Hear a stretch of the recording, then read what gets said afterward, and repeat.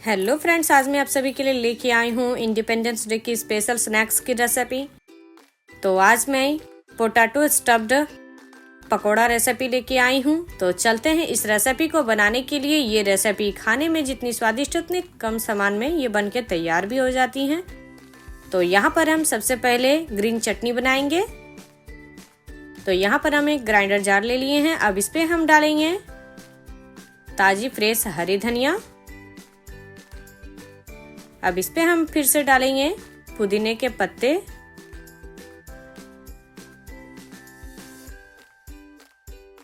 अब यहाँ पर हम ले लिए हैं अदरक, लहसुन और हरी मिर्च। तो यहाँ 5 से 6 लहसुन की कलियां हैं, हाफ इंच अदरक के बारीक कटे हुए टुकड़े हैं और एक हरी मिर्च है। और यहाँ पर 1 चम्मच हम नींबू का रस डाल देंगे।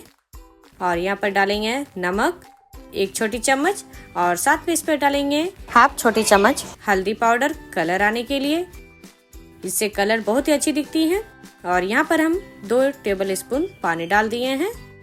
अब इसके हम ढक्कन को बंद करके और इसका हम एक पेस्ट तैयार कर लेंगे।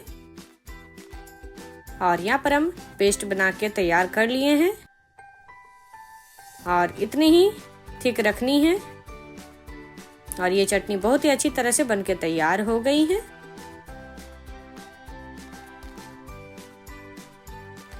तो इसे अब हम साइड कर देते हैं। और यहाँ पर हम ले लिए हैं 2 कच्चे आलू ले लिए हैं। तो इसे हम अच्छी तरह से छील के ले लिए हैं। अब यहाँ पर चाकू की सहायता से इसे हम पतले पतले स्लाइस कर लेंगे आलू के। तो आप चाहे तो आलू चिप्स बनाने वाले से आप ग्रेट कर सकते हैं। और इस आलू को हम इतने ही मोटी रखेंगे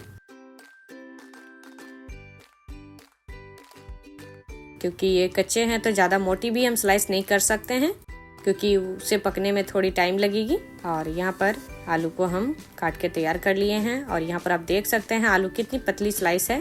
तो यहाँ पर आलू की स्लाइस भी बनके तैयार हो गई है, चटनी भी बनके तैयार हो गई है। अब हम चलते हैं बेसन का घोल तैयार करने की तरफ। तो यहाँ पर हम बेसन ले लिए हैं 1.5 कप। तो यहाँ पर हम 1.5 कप बेसन मिक्सिंग बाउल पे डाल दिए हैं।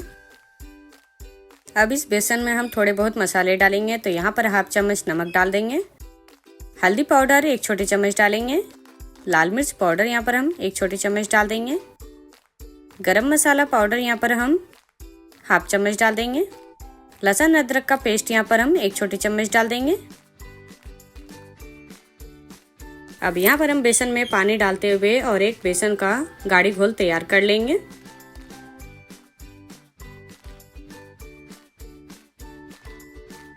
और यहाँ पर आप देख सकते हैं हम बेसन का गाढ़ी घोल तैयार कर लिए हैं।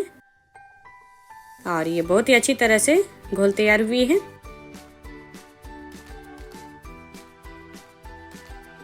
अब चलते हैं आलू को हम स्टफ्ड करने की तरफ। तो यहाँ पर आलू और चटनी को ले लेते हैं। अब आलू के ऊपर में हम ग्रीन चटनी लगाएंगे।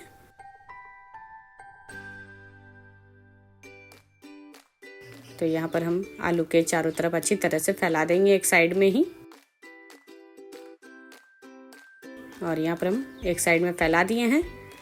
अब यहाँ दूसरे आलू लेके और इसके ऊपर में हम रख देंगे। और ये हमारा स्टफ्ड हो गया है। अब इसे हम बेसन पे डिप करेंगे और फ्राई करेंगे।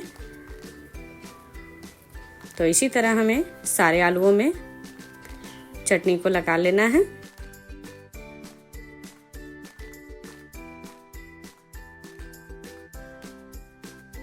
तो फिर से यहाँ पर हम इस चटनी के ऊपर में और एक आलू के स्लाइस को डाल देंगे।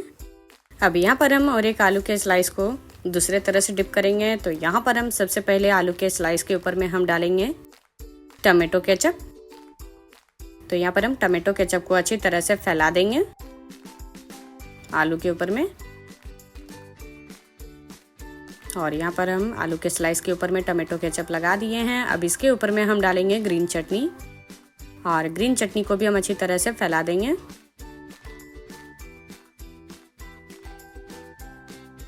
और यहाँ पर हम ग्रीन चटनी को भी फैला दिए हैं। अब इसके ऊपर में हम एक आलू के स्लाइस को डाल देंगे। तो इस तरह भी आप बना सकते हैं। तो अब हम चलते हैं इसे तलने के तरफ। तो यहाँ पर हम सारे आलूओं के स्लाइस को इसी तरह हम बना लिए हैं स्टफ्ड करके। अब हम यहाँ पर बेसन में डालेंगे इस स्टफ्ड आलू को और चम्मच की सहायता से हम बेसन में अच्छी तरह से इसे डुबो देंगे और चम्मच की सहायता से ही हम तेल की कढ़ाई पे भी डालेंगे। तो यहाँ पर तेल अच्छी तरह से गर्म हो गई है। अब यहाँ पर हम धीरे धीरे करते हुए सारे स्टफ्ड आलू को हम डालेंगे तेल पे ही, बेसन पे डिप करते हुए। और इसमें हाथ लगाने की तो ज़रूरत ही नहीं है क्योंकि चम्मच से बहुत ही आराम से एकदम आलू को बेसन पे लपेट के और डाल सकते हैं कढ़ाई पे। तो यहाँ पर हम अब इस पकोड़े को हम थोड़े से पलट देते हैं।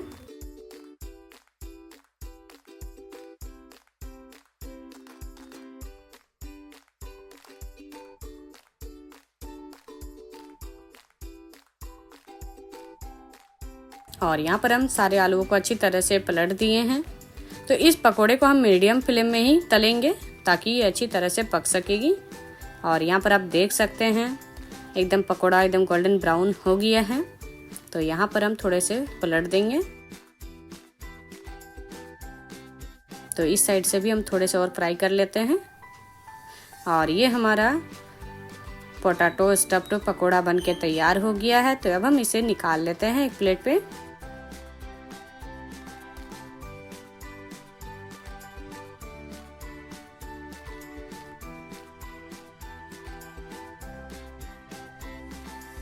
तो यहाँ पर अब हम एक प्लेट भी ले रहे हैं और इस प्लेट पे हम रख देंगे।